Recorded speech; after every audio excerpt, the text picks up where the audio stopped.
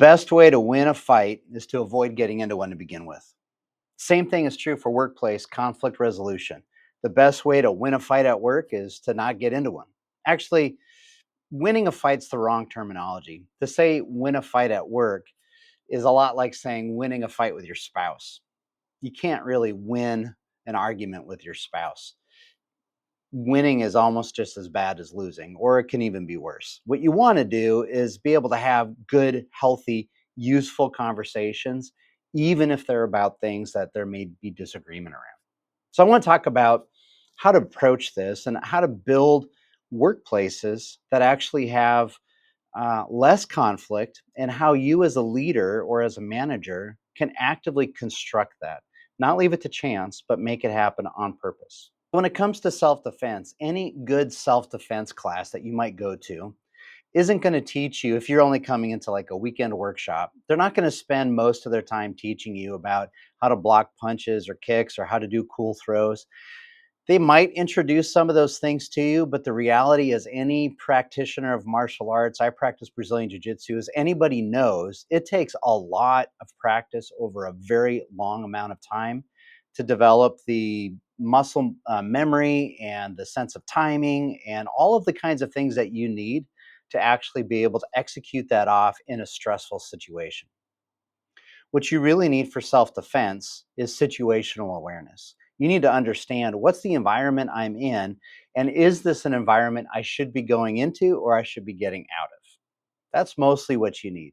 You also need the capacity to carry yourself in a way where you don't look like a victim. That reduces the chances or likelihood of you being victimized significantly.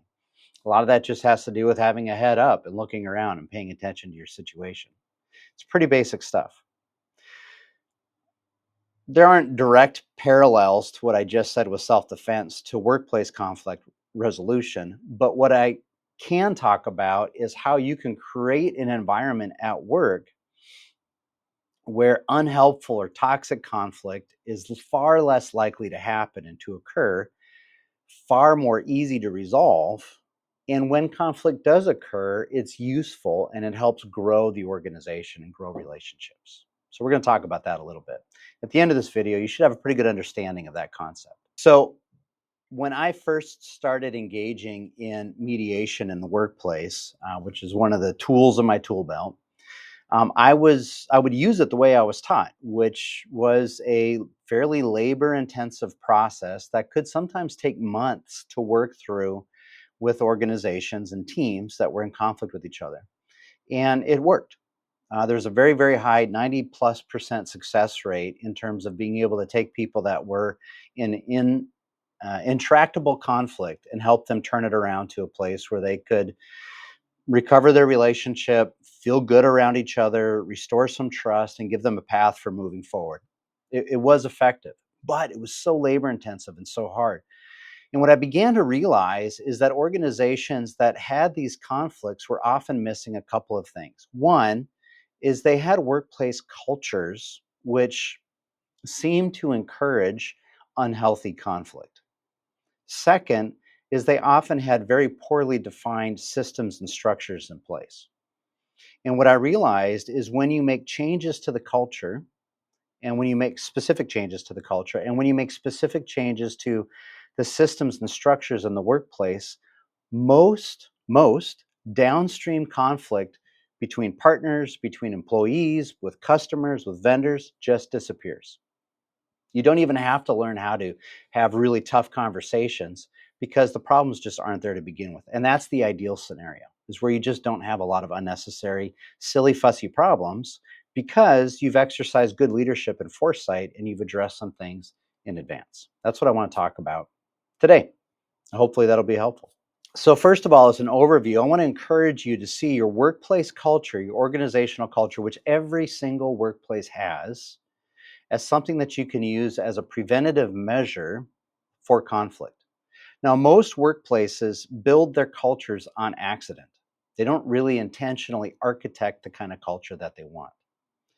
Many workplaces build cultures that actually encourage conflict unintentionally because the leaders are conflict avoidant themselves or they're uncomfortable with accountability. Often those things go together.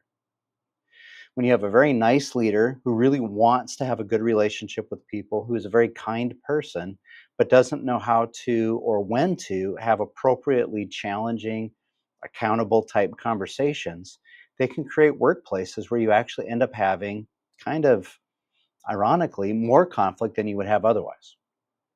And so recognizing that your culture and the way that you view conflict, the way that you view accountability, the way that you view mistakes, the way that you view misunderstandings, the way you relate to things could all factor in to creating a culture where conflict can either be exacerbated or be reduced, either way. So, one of the first places to start with conflict resolution is to view culture as a preventative measure. If you create a workplace that expects there to be an appropriate level of performance and accountability, and it's done in a way where these things are communicated with respect and people are valued, you actually reduce conflict. One of the great challenges in a workplace is when you have very, very nice leaders who are conflict avoidant as personalities, and they really don't know how to bring about appropriate accountability. Accountability is just asking people, did you do what you said you were going to do? Or did you do what you were assigned to do? That's all that it is. It's not a mean thing to do. It's just getting current on what's actually happening. And when leaders are uncomfortable with this, or they bring their own discomfort into the situation, it can create conflict. Because typically what happens is that very nice leader will endure frustration or require their team to endure frustration for a very long time until eventually it creates a breaking point for somebody and things come to a head. And at that point, it's often too late to very effectively deal with the conflict well. So the better scenario is to not wait until things have escalated to the point where it's really, really hard to get the toothpaste back in the tube, so to speak, but instead to have addressed these things in advance.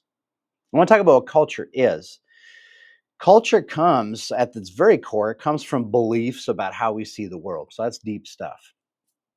But it also is defined by how those beliefs shape our values. So we all have a sense of values. And this is one of the reasons why having a clear organizational value statement can be helpful, because it helps everyone understand this is the value structure that we are all asked to behave in alignment with and to make decisions in alignment with. And when you know what your values are, and you know what the expected behaviors are, and you know what the framework for decisions that align with those values are, then it becomes much easier for people to enter the culture, interpret the culture, and act in ways that are in alignment with the culture.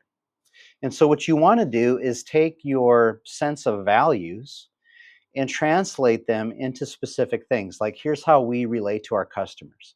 Here's how we relate to each other as employees. Here's how we relate across departments. Here's how we hire people. Here's how we train people. Here's how we deal with disciplinary issues. Here's how we deal with customer complaints. All of these things can be informed by your values. And when people have a same understanding of what your values mean and what they're translated into in terms of customer service, in terms of dealing with mistakes or errors, in terms of disciplinary actions, in terms of how managers relate, and so on, then you have a massive reduction in conflict because people understand, oh, here's how we work together when we're in this space. This relates to or directly contributes to the second part of this, which is having well-developed structures and systems in your workplace. When I started working with clients and I noticed that they would have challenges in the workplace that were tied to systems or structures, I should say, I noticed that almost always their problems were tied to unclear or ambiguous systems and structures. They didn't define roles and responsibilities. Nobody was for sure who to report to.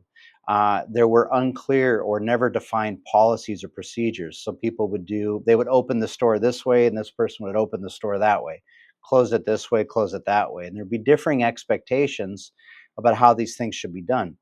And when these things were made uniform, when there was an agreed upon formal set of expectations that this is how we all do this, conflicts just went away. And so as opposed to these structures just becoming an overbearing bureaucracy that just weighs on you. What it actually did is it functioned more like having good lighting and lines on a road. It helps cars drive without running into each other. And so, that's what you want to create in your workplace. Is you want to be able to create an environment where people understand how to navigate the workplace. They understand the value sets that are behind decisions and behaviors, and they also understand specifically when you need to do or repeat a task. Here's how it's done, so we're all doing it the same way.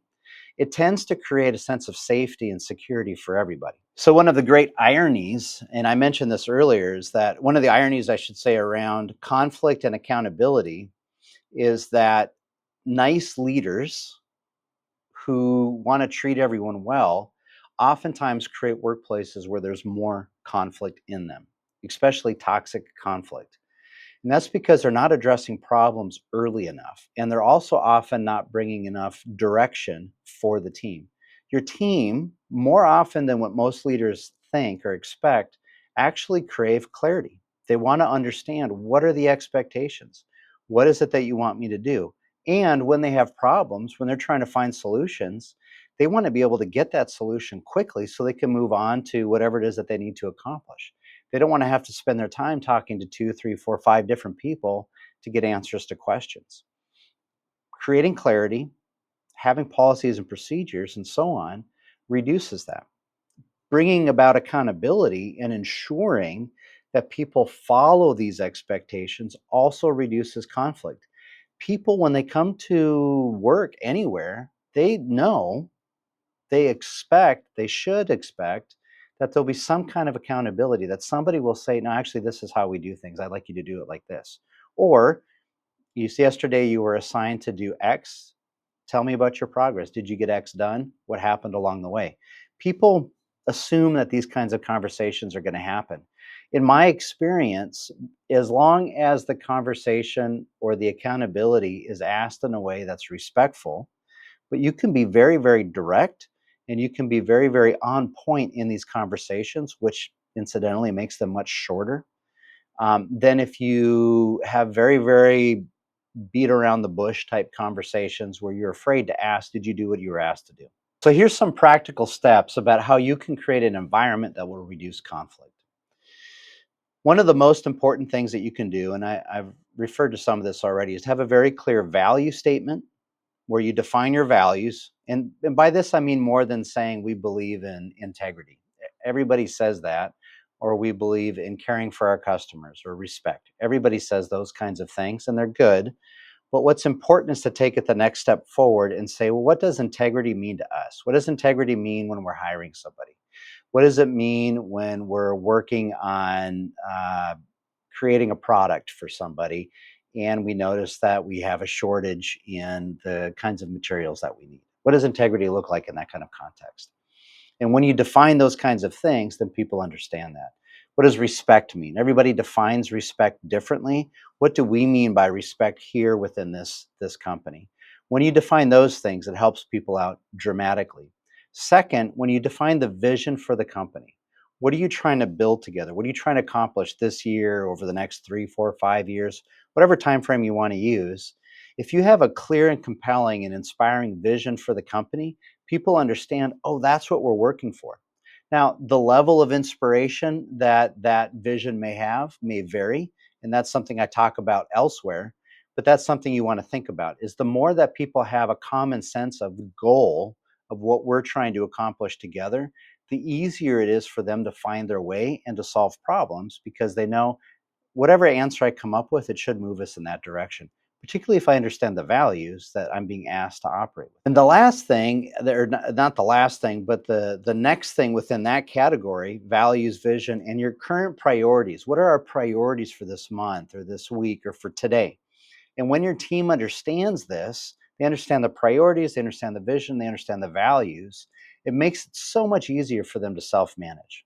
So these are very important things for you to have in place.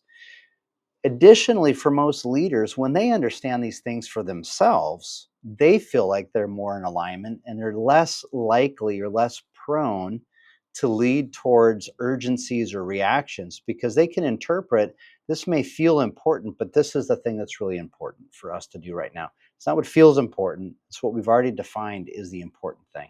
That can be very freeing for leaders and helping them focus and actually gain a lot of ground in building their organizations. The second thing that you really need to have in place are clear expectations, clearly defined for people, their roles and responsibilities, clearly defined for them, the policies and procedures, clearly defined for them, the performance outcomes that you expect. The more clarity you have, as opposed to it feeling overbearing in most cases, the more clarity there is, and this is assuming the expectations you have are reasonable and make sense. But the more clarity there is, the easier it is for people to pursue them, the less time they have to spend into guessing what's going on. Typically, what happens without clarity, or when there's a lack of clarity, the majority of your employees actually will stop being very innovative or putting a lot of energy into things. And then you'll have a few employees that, in the absence of clarity, they're just going to run off and chart their own course. Either way, you have a harder team to manage. You're going to have people that are just running, and you're going to have people that don't really want to move. So when you have clarity, this is what I expect from you. This is what performance looks like. These are the standards that we're working towards. People move towards them easily.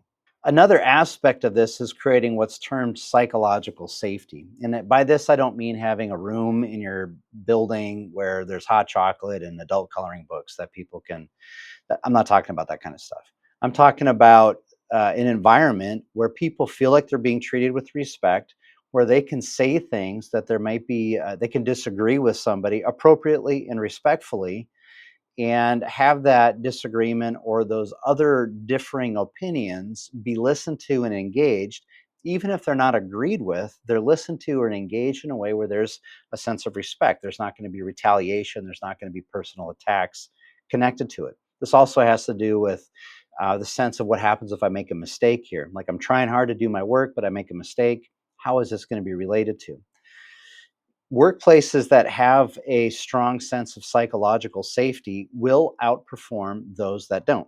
And these are some of the components of psychological safety. I'm not going to do a deep dive now, but just to give you an overview, when leaders model openness, in other words, you recognize or admit when you make mistakes or when you have weaknesses and you ask for help, it tells other people it's okay to not be perfect, and you don't have an expectation of perfection. You may have an expectation of high performance, but you don't expect that people are going to always have it all together all the time, because you yourself recognize that you don't either. And when you're able to talk about that and be open about that, it gives permission for others too. That's helpful, because if you create an environment where people don't feel like they can make mistakes, they're not going to come for you when they have, and those mistakes will tend to grow. So you do want people not to encourage mistakes, but you do want them to feel like, oh, I goofed up, something happened, something broke. I can come talk to you about it, and we can resolve this quickly and effectively. The second thing is the capacity to respond calmly to bad news. This helps create psychological safety. So an employee comes to you, mistake happened, and they come and talk to you. Your reaction gives them a very early clue on whether or not it's safe to talk about these kinds of things. And so if you listen to them well, you make sure that you understand it, and then you respond in a way that's calm but provides some kind of a helpful way forward. Even if it's hard, people understand, like, oh, okay, this was a resolution and this was a safe thing to do. I didn't get yelled at. Nobody threw their hands up in the air. Nobody put their head down. I've seen all of these kinds of things with clients. There wasn't some kind of extreme reaction. Or you get the other kind of reaction where somebody will just shut down, shut you off, turn you off, and not allow you to talk to them or bring tough news to them. You can get those reactions as well. And it just tells people we don't communicate here. We don't talk about these kinds of things. That creates a problem. The third thing that you want to be able to do that creates psychological safety is to actually encourage dissenting views. Many meetings in workplaces will try to structure themselves in a way where there'll be no dissent. We can just put the agenda down for the meeting, we can plow through everything, everybody will vote. If somebody presents a dissent, this is particularly true on boards. Spent a lot of time working with boards or serving on boards, and the you can just kind of see it in the room when someone's like, hey, I've got a question about this. You could just see heads drop. People don't want to deal with that, and that is a problem. People need to be willing to engage dissent Healthy, appropriate, constructive dissent that's intended to improve decision making, not just people being contrary. But when there's healthy dissent and when you've encouraged that, it allows sharper thinking. It's that iron sharpens iron concept. The last thing that you want to be able to do is publicly recognize when there's been constructive disagreements. Point out that, hey, there's been a disagreement around this, and we're going to go with we're going to go with what Joey said as opposed to what I was thinking because, and this is the rationale behind it. It lets people know that you can get in there and wrestle with ideas until you come up with a better idea. Now, how you construct that so that you don't spend all your time wrestling with ideas will be a topic for another video or an article somewhere. But most of the time, people do want to get to a constructive place. And when you've defined your values and your vision and all of those kinds of things well, that all happens much faster. I want to talk a little bit about the difference between healthy and toxic conflict as well, just so you understand the difference between the two, because for most people, they don't understand it. And you get many, I would say the majority of leaders are actually conflict avoidant people. They don't like conflict. They don't want there to be conflict. And so they just kind of back away from it. However, there are also quite a few leaders that are not conflict avoidant. They're comfortable with it. They're comfortable with asserting their position, with saying, I think you're wrong, and disagreeing with people, but they don't always know how to do it in a way that conveys respect or creates an environment of respect. So I want to talk about this just a little bit so you understand the difference between the two. Conflict avoidant people have a tendency to view all conflict as toxic because it creates a bad feeling in me, therefore something wrong is going on. That's not true. That's an inaccurate interpretation of your emotions.